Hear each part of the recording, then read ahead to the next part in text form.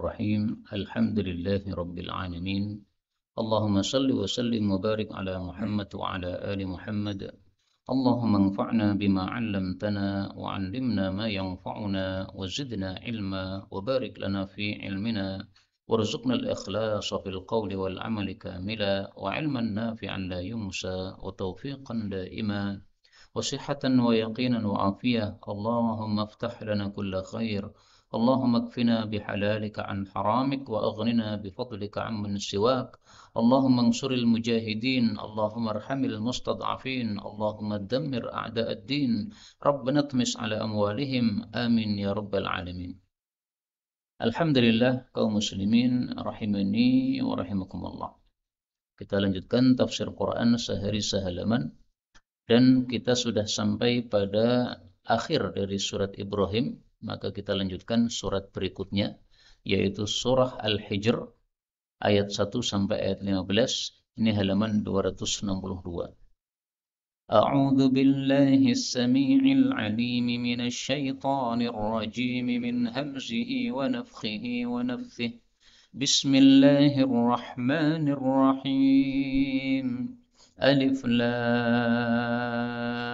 را تلك آيات الكتاب وقرآن مبين ربما يود الذين كفروا لو كانوا مسلمين ذرهم يأكلوا ويتمتعوا ويلههم الأمل فسوف يعلمون وما أهلكنا من قرية إلا ولها كتاب معلوم ما تسبق من أمة أجلها وما يستأخرون وقالوا يا أيها الذي نزل عليه الذكر إنك لمجنون لو ما تأتينا بالملائكة إن كنت من الصادقين ما تنزل الملائكة إلا بالحق وما كانوا إذا منظرين إنا نحن نزلنا الذكر وإنا له لحافظون ولقد أرسلنا من قبلك في شيع الأولين وما يأتيهم من رسول إلا كانوا به يستهزون كذلك نسلكه في قلوب المجرمين لا يؤمنون به وقد خلت السنة الأولين ولو فتحنا عليهم بابا من السماء فظلوا فيه يعرجون لقالوا إنما سكرت أبصارنا بل نحن قوم مسحورون Alhamdulillah Rabbil Alamin Allahumma arhamna bil Qur'ani amin. Pada ayat-ayat yang kita baca ini ada beberapa kata yang boleh dibaca dengan dua bacaan. Yang pertama, pada ayat pertama, wa Qur'anin, seperti biasa boleh dibaca Quran. Ini qiraah Ibnu Katsir. Ayat kedua, rubama, ini boleh ditasydid menjadi rubbama dan terjemahnya tidak berubah. Kemudian ayat 8, ma nunazzilu boleh dibaca ma tunazzalu. Tapi kalau dibaca tunazzalu, al-malaikata harus dibaca al-malaikatu, taknya di dhammah. Tidak boleh di fathah lagi. Ya. Kemudian ayat 9, nahnu nazzalna. Nun ketemu nun, ini boleh idgham. Nahn nazzalna. Ayat 11, yastahzi'un, hamzah boleh dihapus menjadi yastahzun, seperti biasanya. Kemudian pada ayat yang ke-15, ini ada dua. Sukkirat, kafnya boleh ditakhfif, dihilangkan tasydidnya, menjadi sukirat. Kemudian bal nahnu, lam ketemu nun, ini boleh idgham menjadi ban nahnu. Ini semua adalah qiraah mutawatirah yang sumbernya dari Sayyidina Rasulullah sallallahu alaihi wasallam, maka semuanya adalah bacaan yang benar. Adapun tafsir ringkasnya, Allah katakan pada surah Al-Hijr ayat 1, alif lam ra, artinya alif lam ra. Tilka itu, maksudnya ini adalah ayatul kitabi, ayat-ayat Alkitab, yaitu Al-Quran. Wa Qur'anin, dan bacaan mubinin yang jelas. Kaum muslimin rahimani wa rahimakumullah, seperti biasa tafsiran mayoritas para ulama untuk kata-kata yang terputus seperti alif lam mim, alif lam ra, ini adalah bahwa tafsirannya tidak ada yang tahu sama sekali kecuali Allah Subhanahu wa taala. Jadi dalam ayat-ayat Quran ada kata-kata tertentu yang hanya Allah yang tahu, yaitu huruf-huruf yang terpotong seperti ini. Menurut sebagian kecil ulama, alif ini adalah simbol dari Allah, lam Jibril, ra Rasul yaitu Muhammad sallallahu alaihi wasallam. Artinya Quran diturunkan dari Allah lewat malaikat Jibril kepada Rasul Muhammad sallallahu alaihi wasallam. Kalau alif lam mim, alif Jibril Muhammad. Kalau alif lam ra, alif Jibril Rasulullah sallallahu alaihi wasallam. Tilka itu, padahal yang dimaksud ini yang sedang kita baca ini. Apa bedanya antara itu dengan ini? Itu untuk menunjukkan yang jauh, ini untuk menunjukkan yang dekat. Nah, Quran sedang kita baca, berarti dekat di depan kita. Tetapi kenapa digunakan kata-kata itu? Padahal itu untuk menunjukkan sesuatu yang jauh. Ini tiada lain karena uluwu manzilatil Quran. Karena tingginya derajat Quran. Sehingga seolah-olah Quran tidak berada di depan kita, tapi tinggi di atas sana, di jauh, tempat yang jauh sana. Maka kata-kata tilka ini mengandung ya ketinggian atau kemuliaan Al-Quran. Sehingga sengaja Allah gunakan kata-kata itu yang biasanya untuk menunjukkan sesuatu yang jauh. Kemudian Alkitab ini adalah nama lain dari Al-Quran. Al-Quran namanya banyak. Dan orang Arab itu biasanya kalau memuliakan sesuatu maka dikasih nama dengan nama yang banyak. Nama Al-Quran Alkitab, nama Al-Quran adalah Qur'anim Mubin. Ini semuanya adalah nama-nama untuk Al-Quran. Quran disebut jelas karena ayat-ayatnya menjelaskan. Sehingga orang mengetahui mana yang hak, mana yang batil. Ayat-ayatnya menjelaskan mana yang halal, mana yang haram. Sehingga disebut sebagai Qur'anim Mubin. Maka Quran ini membawa keterangan yang sangat jelas. Kemudian Allah mengatakan rubbama, kadang-kadang, yawaddu, berangan-angan, alladzina kafaru, orang-orang kafir, law kanu muslimin, kalau mereka itu menjadi orang-orang muslim. Kapan orang-orang kafir berangan-angan menjadi muslim? Bukan ketika sedang di dunia, tidak. Ada dua tafsiran. Tafsiran pertama mengatakan mereka berangan-angan menjadi muslim ketika sedang sakaratul maut. Karena ketika sakaratul maut, malaikat maut itu tampak pada matanya orang-orang kafir. Malaikat-malaikat yang mengerikan tampak di depan mereka. Sehingga mereka yakin, wah ini saya dapat siksa ini. Nah saat itulah mereka ingin untuk menjadi muslim. Ini satu pendapat. Ya. Pendapat yang lain mengatakan, ada riwayatnya dalam Mu'jam Tabarani bahwasanya Rasulullah Shallallahu alaihi wasallam bersabda, "Idza ijtama'a ahlun nari", apabila berkumpul penghuni neraka dan mereka bersama orang-orang muslim yang ada di neraka, maka orang-orang muslim berkata kepada orang-orang kafir berkata kepada orang-orang muslim, "Alam takunu muslimin?" Loh, bukankah kalian dulu di dunia muslim? Maka dijawab, "Ya betul." Terus orang kafir bertanya, "Fama aghna ankumul Islam?" Terus apa gunanya kalian Islam? Sementara kalian juga disiksa bersama kami di neraka. Jadi ini dialog antara muslim dengan kafir di dalam neraka. Katanya kamu muslim, kok di neraka? Nasibnya sama dong dengan kami yang kafir. Maka muslimin ini mengatakan, kanat lana dzunubun, kami punya dosa-dosa, belum diampuni oleh Allah. Fa ukhidna biha, maka kami disiksa oleh Allah Subhanahu wa taala. Fasami Allah maqalu, maka Allah pun mendengar ucapan orang-orang muslim tadi, sehingga Allah menyuruh siapapun yang berada di dalam neraka dari kalangan muslimin, mereka dikeluarkan. Nah, saat orang-orang kafir melihat itu, mereka mengatakan, ya laitana kunna muslimin. Alangkah inginnya kalau kami dulu juga Islam, fanukhraju kama kharaju. Sehingga sekarang kita keluar dari neraka, sebagaimana kaum muslimin keluar dari neraka.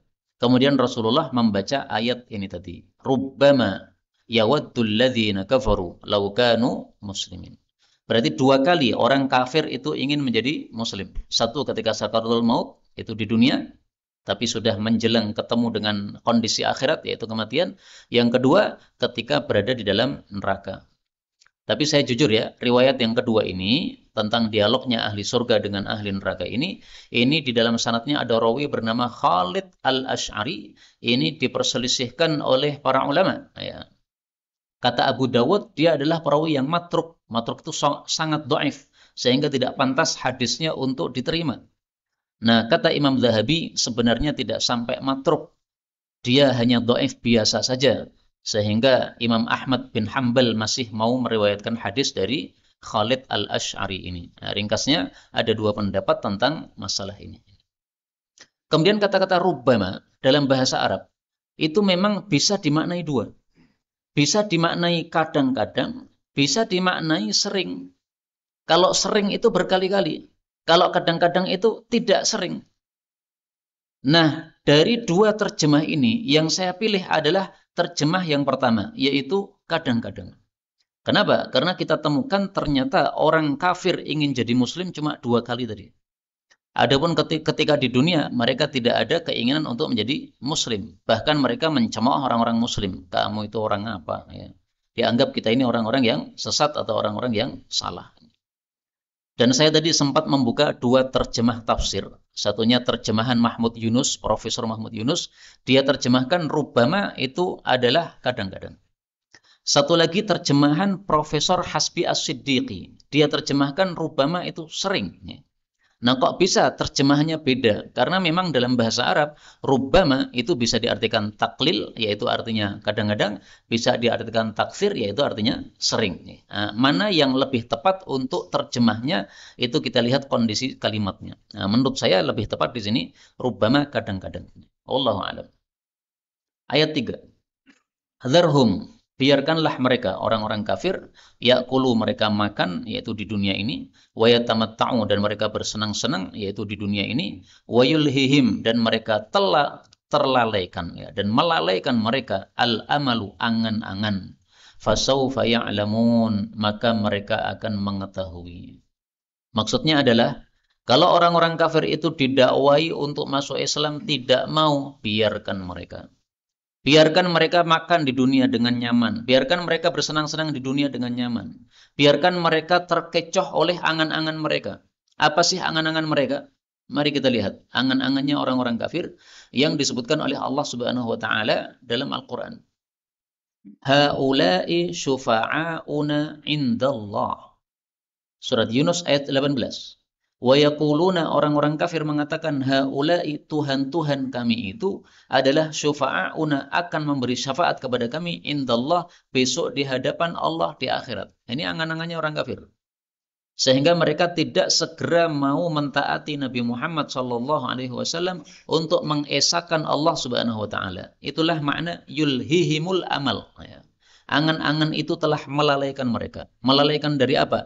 Dari iman kepada Nabi Muhammad SAW yang mengajarkan ajaran tauhid, yaitu mengesahkan Allah Subhanahu wa taala. Fasaufa ya'lamun, mereka akan tahu, maksudnya akan tahu akibatnya nanti dari tingkah mereka yang tidak mau beriman itu. Kapan mereka akan tahu? Tadi ketika sakaratul maut. Ketika sakaratul maut baru disingkap oleh Allah bagaimana nasibnya orang-orang kafir, baru disingkap oleh Allah bagaimana nasibnya orang-orang beriman. Nah, maka saat itulah orang-orang kafir baru kemudian ingin untuk masuk Islam. Ayat 4. Wa ma ahlakna, dan tidaklah kami hancurkan min qaryatin, suatu desa, maksudnya penghuni suatu desa, illa kecuali walaha, bagi desa tersebut, kitabun, ada ketetapan, ma'lumun, yang sudah ditentukan. Jadi maksudnya, ketika Allah menghancurkan suatu desa yang mendustakan Rasul mereka, itu sudah ada waktunya di hadapan Allah. Kapan datangnya siksa itu sudah ada. Sehingga maksud ayat ini adalah orang-orang kafir Quraisy yang mendustakan Nabi Muhammad SAW, yang tidak segera disiksa oleh Allah. Tidak usah mereka pede mengatakan kami enggak disiksa berarti kami yang benar. Enggak usah ngomong begitu. Kenapa? Karena siksa itu akan ada waktunya sendiri-sendiri. Kamu mengatakan sekarang kami tidak disiksa, memang belum tiba waktunya. Saya kafir kepada Allah, tapi masih hidup nyaman, harta saya masih banyak. Oh, itu memang kematianmu belum datang. Kalau kematianmu sudah datang, kamu tidak bisa menolak sama sekali. Itulah yang disebutkan pada ayat berikutnya, ayat kelima. Allah mengatakan, ma tasbiqu, tidaklah bisa mendahului, min ummatin, suatu umat pun, ajalaha, akan ajalnya, waktu kematiannya. Wa ma yastakhirun, dan mereka tidak minta dan tidak bisa mereka minta dimundurkan. Jadi ajal kita masing-masing sudah ditetapkan oleh Allah. Kapan matinya sudah ada. Sehingga kita mendahului kematian kita tidak mungkin. Kita meminta untuk diundurkan kematian kita juga tidak mungkin. Terjadi pada masa dulu, Nabi Musa alaihissalatu wassalam didatangi malaikat maut. Nabi Musa tidak terima, dijotos itu malaikat maut sehingga matanya mencotot. Itu karena Allah Subhanahu wa taala mentakdirkan kejadian itu. Ini bukan berarti Nabi Musa bisa yastakhir, bisa minta dimundurkan waktu kematiannya, bukan. Tapi karena Allah kehendaki kejadian tersebut. Dan malaikat maut bisa dijotos oleh Nabi Musa itu karena zaman dulu malaikat maut datang dalam bentuk bukan malaikat tapi dalam bentuk manusia. Dia datang dalam bentuk manusia, kemudian datang kepada seseorang mengatakan, kamu sudah tiba waktunya, saya malaikat maut yang diutus oleh Allah, maka marilah kamu mati, saya antar ke tempatmu sana. Nah, kemudian dicabut nyawanya, Pak, dan nggak bisa ditolak. Kecuali Nabi Musa ini.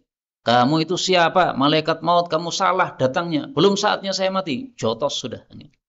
Akhirnya malaikat maut lapor kepada Allah Subhanahu wa taala, "Ya Allah, Engkau utus saya kepada seorang hamba yang tidak mau mati." Akhirnya oleh Allah matanya dikembalikan lagi. Ini hadisnya sahih, Pak, bukan cerita Israiliyat. Karena kita temukan dalam Sahih Bukhari, hadisnya sahih dari Rasulullah sallallahu alaihi wasallam dan itu semuanya atas kehendak Allah Subhanahu wa taala. Ayat 6. Wa qalu, dan mereka orang-orang kafir berkata, "Ya ayyuhalladzi, wahai orang yang nuzzila alaihi diturunkan kepadanya adz-dzikru, peringatan yaitu Al-Qur'an. Innaka, sesungguhnya kamu lamajnun, sungguh orang gila." Orang-orang kafir mengejek Nabi Muhammad sallallahu alaihi wasallam dengan dua ejekan. Ejekan yang pertama, mereka mengatakan alladzi nuzzila alaihi dzikr, orang yang diturunkan Quran padanya. Ini mereka bukan mengakui bahwa Nabi Muhammad menerima wahyu Quran, bukan. Tapi justru kalimat ini untuk mengejek. Seolah-olah mereka mengatakan, wahai orang yang mendakwakan diri dengan dakwaan yang palsu, bahwa dia mendapatkan wahyu. Nah, seolah-olah mereka mengatakan begitu. Jadi kalimat ini bukan kalimat untuk memuliakan. Engkau wahai Nabi adalah orang yang dapat wahyu. Bukan gitu. Karena mereka tidak percaya adanya wahyu dari Allah Subhanahu wa ta'ala. Dan kalimat seperti ini, kalimat yang zahirnya adalah memuliakan, tapi maksudnya untuk mengejek, kita temukan juga dalam ayat yang lain. Pada surat Ad-Dukhan ayat 49. Allah mengatakan kepada orang-orang kafir, "Dzuk, rasakanlah siksa neraka, innaka antal azizul karim." Kamu memang orang gagah dan mulia. Nah, Allah mengatakan kepada orang kafir yang di neraka sebagai gagah dan mulia, ini bukan betul-betul mereka gagah dan mulia, bukan. Tapi maksudnya, kamu yang mendakwakan diri bahwa kamu gagah, ternyata nggak bisa apa-apa disiksa di neraka. Kamu katakan kamu mulia, tapi ternyata direndahkan di neraka, nggak bisa menolak kerendahan dari Allah Subhanahu wa ta'ala. Nah, kalimat seperti ini, kalimat untuk mengejek, bukan untuk memuliakan. Kemudian ejekan yang kedua, mereka mengatakan innaka lamajnun. Sungguh engkau itu betul-betul orang gila. Inna itu artinya sungguh, la ini juga sungguh. Jadi mereka gunakan dua kata double untuk memastikan bahwa Nabi Muhammad SAW itu orang gila. Pertanyaan, apakah mereka yakin bahwasanya Nabi Muhammad SAW orang gila? Jawabannya sebenarnya tidak. Karena mereka tahu sejak kecil siapa Nabi Muhammad sallallahu alaihi wasallam. Itulah rahasianya Allah mengatakan dalam Al-Qur'an, "Wa ma sahibukum bimajnun." Dan tidaklah sahabat kalian yaitu Nabi Muhammad orang yang gila. Kenapa disebut sahabat? Karena yang disebut sahabat itu orang yang sudah lama berteman. Seolah-olah Allah mengatakan, "Kamu sudah berteman lama dengan Muhammad, kamu tahu siapa Muhammad." Kamu mengatakan dia gila, sebenarnya kamu tahu bahwa dia tidak gila. Karena kamu berteman dengan Nabi Muhammad sallallahu alaihi wasallam dengan pertemanan yang lama. Dan uniknya, Allah membantah tuduhan gila kepada orang-orang, membantah tuduhan gila kepada Nabi Muhammad ini juga dua kali dalam Al-Quran. Bisa dilihat pada surat Al-Qalam ayat 2, Allah mengatakan, "Ma anta bini'mati rabbika bimajnun." Kemudian yang kedua, surat At-Takwir ayat 22, "Wa ma sahibukum bimajnun." Nah, kenapa Allah menolak tuduhan ini 2 kali? Wallahu a'lam. Bisa jadi karena mereka menggunakan 2 kata yang memastikan tadi. Inna ini untuk menegaskan, la ini juga apa? Untuk menegaskan. Nah, sebagaimana mereka menegaskan dengan 2 kata, maka Allah pun balas dengan 2 bantahan. Dan dari sini kita ambil pelajaran, Pak. Kalau ada tuduhan kepada kita yang tuduhan itu tidak benar, maka tidak harus kita untuk menolak tuduhan tadi. Cukup kita menasihati orang yang nuduh. Kamu tidak usah nuduh. Kalau kamu menuduh, maka kamu mendapatkan dosa, kamu rugi sendiri di akhirat. Kalau dia mau dinasihati, alhamdulillah. Tidak mau dinasihati, dia malah berterus-terusan di dalam menuduh kita, biarkan saja. Kenapa? Kalau kita biarkan, nanti Allah yang akan membereskan. Sebagaimana Nabi Muhammad SAW, beliau dituduh gila, dituduh penyihir, dituduh syair, dituduh sahir atau kahin dukun. Nabi tidak pernah menolak apapun tuduhan itu. Beliau cukup diam. Kenapa? Karena beliau tahu bahwa dirinya tidak seperti yang dituduhkan.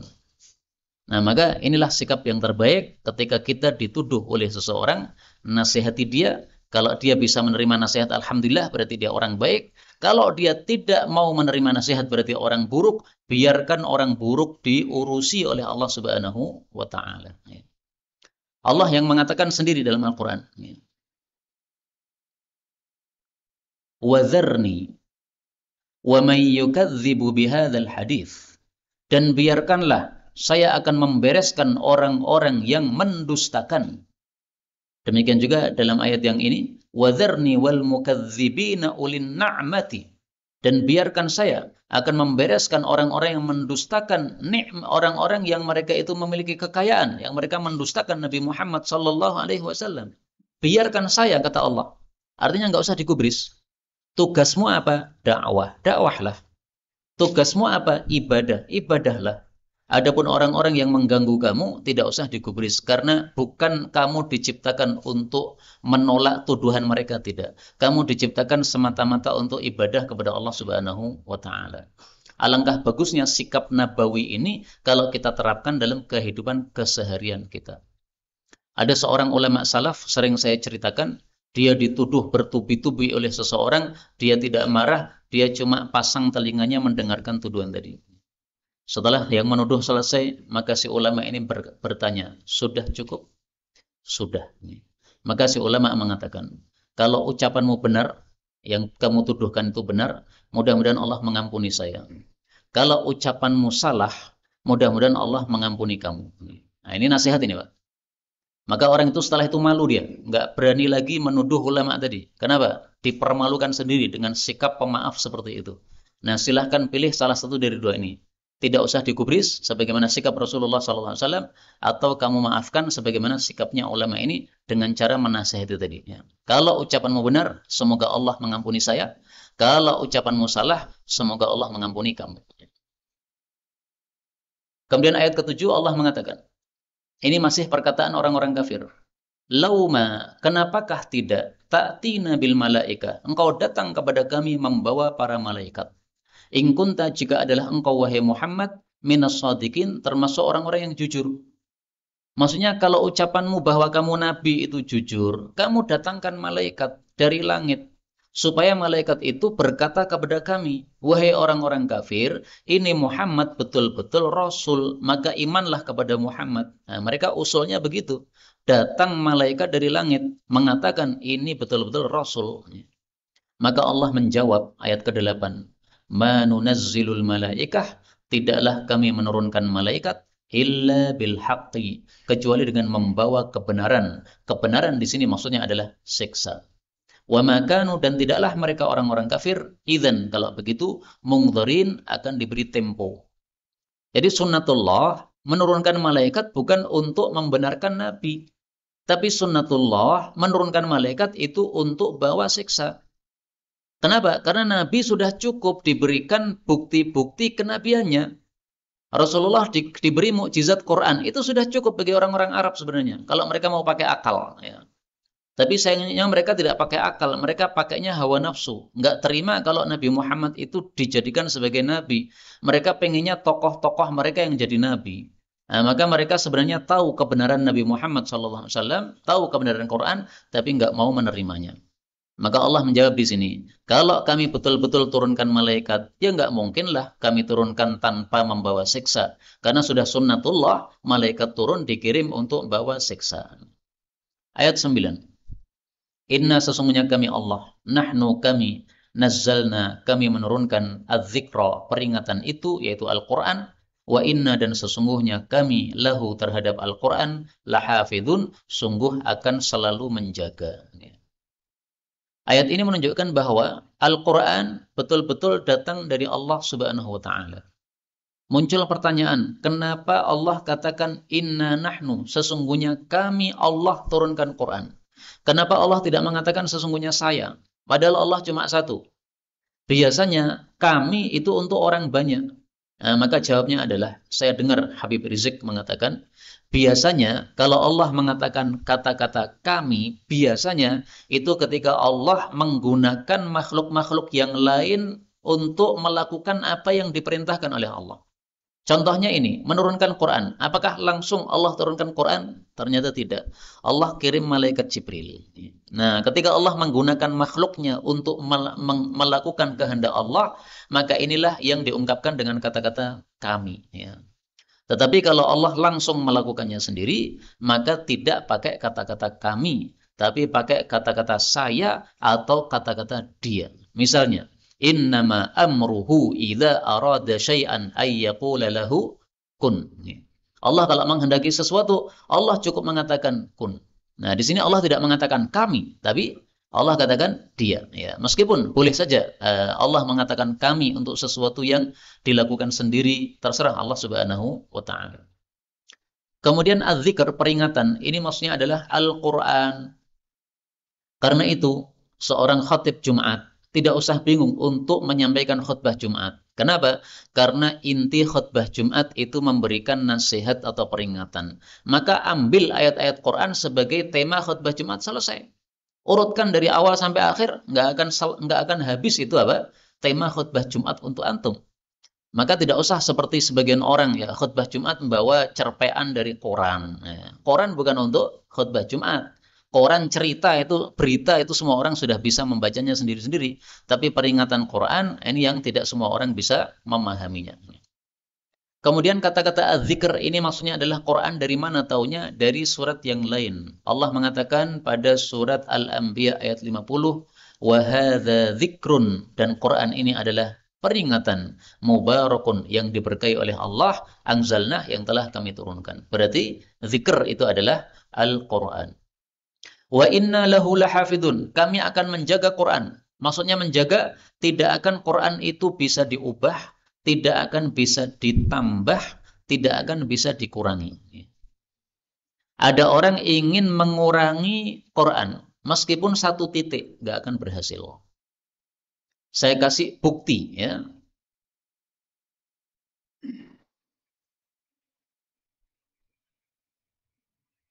Surat Anbiya ayat 21. Amittakhadhu alihatan minal ardi hum yunshirun. Ini waktu saya SD, saya punya mushaf Quran, cetakan Indonesia. Ini yungshirun ditulis bungshirun, pakai ba. Titiknya hilang satu, Pak. Ketika saya membaca ayat ini, ibu saya sedang di kamar, beliau tidak hafal Quran, tapi tiba-tiba mengatakan bacaan salah. Saya ulangi lagi. Amittakhadhu alihatan minal ardi hum bungshirun. Ibu saya bilang, salah. Loh kok salah gimana, Bu? Ini sudah benar. Bungshirun.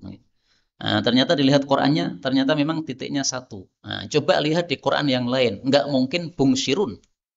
Bayangkan, Pak. Ibu saya nggak hafal Quran. Dan beliau waktu itu tidak sedang membuka Quran. Beliau sedang berada di kamar. Layah-layah seperti biasanya orang-orang tua, ya. Nah, ternyata mendengar bacaan salah itu sudah tahu kalau itu salah. Padahal beliau tidak sedang buka Quran. Inilah cara Allah menjaga Quran. Tidak mungkin satu titik bisa dihilangi, nggak mungkin. Apalagi satu kata dihapus, nggak berhasil. Satu ayat dihapus, nggak mungkin. Kemudian saya membaca surat apa itu, An-Naml. Ya. Tiba-tiba setelah halaman selesai, tiba-tiba halaman berikutnya menurut saya, wah kok nggak nyambung ini. Ternyata setelah saya lihat halamannya meloncat itu. Nah, ada 2 lembar yang disobek oleh anak saya. Nah, maka langsung ketahuan. Ya. Meskipun apa? Meskipun saya juga sudah nggak begitu hafal seluruh ayat Quran, tapi ketika membaca ayat kok kalimatnya tiba-tiba nggak nyambung, itu sudah langsung terasa. Wah, ini nggak nyambung ini. Nah, ternyata dilihat halamannya, betul, itu nggak nyambung. Ada halaman yang apa? Yang terlepas. Itu cara Allah menjaga Quran, sangat indah sekali. Dan ini khusus untuk Quran. Selain Quran, tidak ada jaminan dijaga. Maka kitab Taurat, kitab Injil, kitab Zabur, 104 kitab yang turun dari langit, itu yang dijaga oleh Allah cuma 1, Quran. Maka ayat ini sekaligus menunjukkan fadilahnya Quran di atas kitab-kitab yang lain. Ayat 10 dan seterusnya, Allah bicara tentang umat terdahulu. Walaqad dan sungguh-sungguh arsalna telah kami utus min qablika sebelum engkau fi syia'il awwalin pada umat-umat terdahulu. Syiah itu jamak dari syiah. Syiah itu artinya umat atau kelompok. Maka kata-kata Syiah itu sebenarnya tidak bermakna negatif, tidak.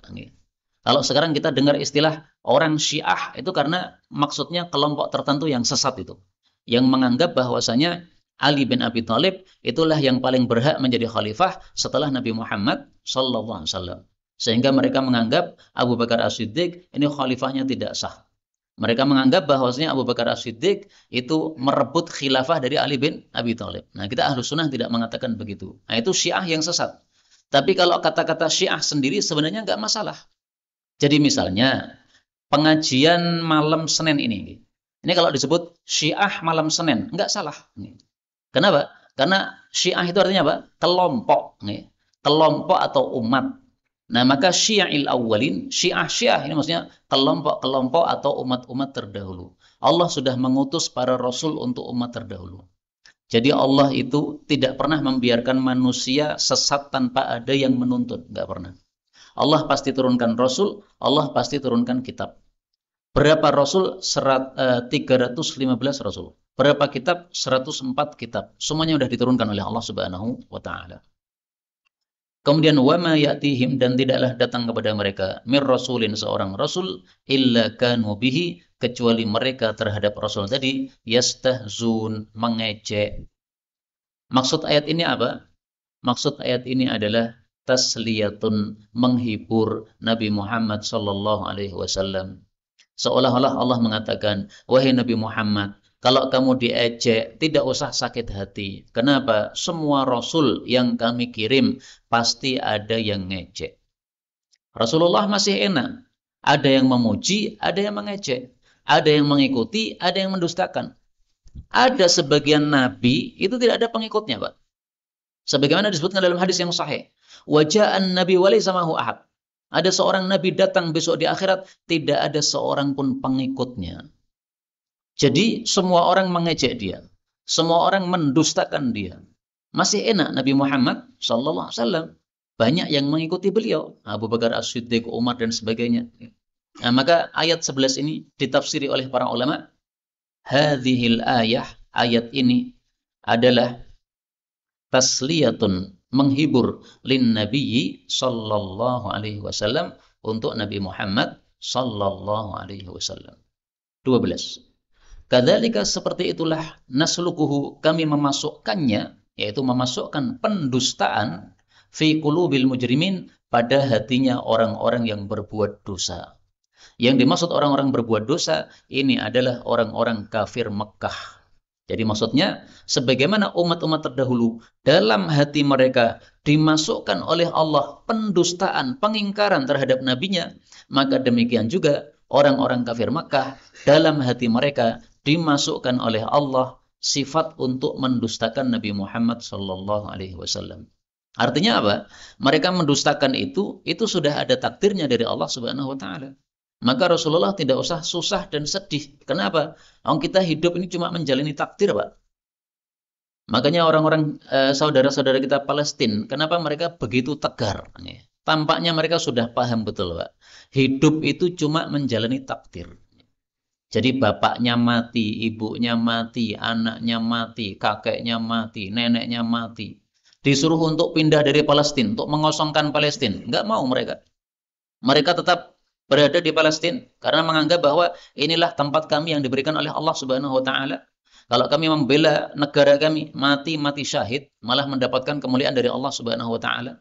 Nah, kok bisa setegar itu? Karena sudah yakin dengan takdir dan iman kepada takdirnya Allah Subhanahu wa taala. Kalau mereka orang-orang yang tidak beriman, tidak akan bisa setegar seperti yang kita lihat sekarang. Adapun orang-orang kafir, maka mereka la yu'minu nabih. Mereka tidak akan beriman kepada Al-Quran. Waqad khalat, dan sungguh telah lewat sunnatu, kebiasaan al-awwalin pada umat-umat terdahulu. Yang dimaksud kebiasaan pada umat-umat terdahulu adalah sunnatullah, kebiasaan Allah menyiksa orang-orang yang mendustakan Nabi. Maka kalimat ini adalah berita, tapi maksudnya ancaman. Wahai orang-orang kafir, kalau kamu mendustakan Nabi Muhammad SAW, maka sungguh telah lewat sunnatullah untuk umat terdahulu. Mereka mendustakan Nabi, akhirnya dikirimi siksa. Maka Allah mengancam dengan ayat ini, kamu juga akan kami kirimi siksa. Dan itu sudah dilakukan oleh Allah pada perang Badar. Tahun berapa? Tahun 2 Hijriah. Tahun 2 Hijriah, mereka rombongan 1.000 orang, melawan umat Islam 300 orang, tidak bisa berbuat apa-apa. Dan sekarang yang kita lihat di Palestina, itu orang-orang Israel, Zionis, mereka berbondong-bondong dengan persenjataan yang lengkap, ternyata tidak mampu melumpuhkan saudara-saudara kita Hamas. Maka doa kita untuk mereka masih sangat diperlukan, Pak. Dan kalau bisa, kita melakukan kunut 6 kali dalam satu hari. Kunut 6 kali, kunut apa? 5 kunut nazilah dalam salat 5 waktu. Subuh, zuhur, asar, maghrib, isya. 1 kunut witir. Karena kunut witir itu menurut mazhab Hanafi boleh dibaca setiap malam. Dan setelah kunut witir selesai, lalu kita boleh menambahkan dengan doa kunut yang lain. Maka doa kunut witir Allahumma hdina fiman hadait selesai, boleh ditambahkan dengan doa kunut nazilah yang biasa kita baca pada selesai pada akhir dari salat wajib. 14. Walau fatahna, dan kalaulah kami buka alaihim kepada mereka orang-orang kafir, baban, satu pintu, minas sama'i, dari langit, fadhallu, lalu menjadilah malaikat itu, fihi, pada pintu tadi, ya'rujun, naik, laqalu, sungguh mereka orang-orang kafir akan mengatakan, innama, sesungguhnya tiada lain, sukirat absaruna, telah ditutup mata-mata kami. Bal, bahkan, nahnu, kami ini, kaum mashurun, kaum yang sudah disihir, yaitu disihir oleh Nabi Muhammad sallallahu alaihi wasallam. Maksud Allah adalah, seandainya permintaan yang mereka minta itu betul-betul dikabulkan oleh Allah. Mereka minta apa? Minta malaikat turun dari langit. Okelah, kami buka pintu dari langit. Lalu malaikat-malaikat naik ke pintu tadi. Setelah turun ke bumi, kemudian mengatakan ini adalah Nabi betul, kemudian naik lagi ke langit, maka pasti mereka mengatakan sukirat absorna. Mata kami sudah tertutup. Alias nggak melihat kami. Loh itu loh, malaikatnya terlihat. Enggak, kami enggak melihat. Atau mereka mengatakan, nahnu qaumun mashurun. Kami sudah disihir oleh Muhammad. Sebenarnya enggak ada malaikat, tapi mata kita yang tersihir. Maka maksud ayat ini adalah, apapun dalil mau disampaikan, apapun bukti mau disampaikan, mereka tidak akan pernah mau beriman sama sekali. Kenapa? Sudah distempel oleh Allah sejak sononya bahwa mereka pasti akan kafir kepada Nabi Muhammad sallallahu alaihi wasallam. Maka ayat ini semakna dengan ayat yang lain yang mengatakan bahwasanya la yu'minun, mereka tidak akan beriman walau ja'atuhum kullu ayah, meskipun datang kepada mereka semua ayat. Kalau bahasa kita orang Indonesia, 1000 dalil pun dikasih, tidak akan beriman. Ini surat Yunus ayat 96. Allah juga mengatakan wala in ataital ladzina utul kitaba bikulli ayah. Kalau kamu berikan semua ayat kepada ahli kitab, ma tabi'u qiblatak, tidak akan mereka mengikuti kiblatmu wahai Nabi Muhammad sallallahu alaihi wasallam. Jadi orang yang sudah distempel oleh Allah kafir, 1000 dalil disampaikan, enggak ada gunanya. Sehingga maksudnya Allah adalah mereka usul apapun enggak usah diladeni wahai Nabi Muhammad sallallahu alaihi wasallam. Nabi Muhammad pernah meladeni 1 kali, tapi ternyata juga nggak ada gunanya. Mereka katakan, wahai Muhammad, Kalau kamu betul-betul Nabi, coba kamu bisa nggak belah bulan menjadi dua? Maka Rasulullah sebelum berdoa, mereka ditanya dulu, apakah betul kalau bulan terbelah jadi dua, kalian akan beriman? Mereka mengatakan, kami beriman. Maka Rasulullah angkat tangan berdoa kepada Allah. Dikabulkan oleh Allah, bulan dibelah jadi dua. Begitu sudah terbelah jadi dua, mereka mengatakan, Saharona Muhammadun. Muhammad sudah menyihir mata kita. Terlihat bulan terbelah, padahal tidak terbelah apapun. Itu omongan dalam mulut, Pak. Tapi dalam hati, meyakini sebenarnya. Ini kayaknya bukan sihir ini. Buktinya, setelah ada kafilah datang ke Mekah, mereka tanya kepada kafilah, wahai kafilah, ketika hari ini, jam ini, apakah kalian melihat ada bumi, ada bulan terbelah? Maka kafilah mengatakan, betul, kami juga melihat bulannya terbelah jadi dua. Nah, maka hati kecil orang kafir mengatakan, ini berarti bukan sihir. Karena sihir hanya mengenai orang lingkungan itu saja. Tapi kalau di luar lingkungan juga melihat, itu berarti fakta dan bukan sihir. Maka ringkasnya, orang-orang kafir tidak akan pernah mau beriman meskipun mereka diberikan dalil seberapapun. Karena itu kalau kita sudah berusaha dakwah semaksimal mungkin untuk kerabat-kerabat kita yang kafir, tapi ternyata tidak mau menerima, tidak usah begitu susah. Memang sudah ditakdirkan oleh Allah Subhanahu wa Ta'ala. Yang penting kewajiban kita untuk menyelamatkan saudara-saudara kita yang kafir supaya jadi muslim sudah kita lakukan. Inilah yang dapat dilakukan, disampaikan. Wallahu a'lam bishawab. Walhamdulillahirabbil alamin.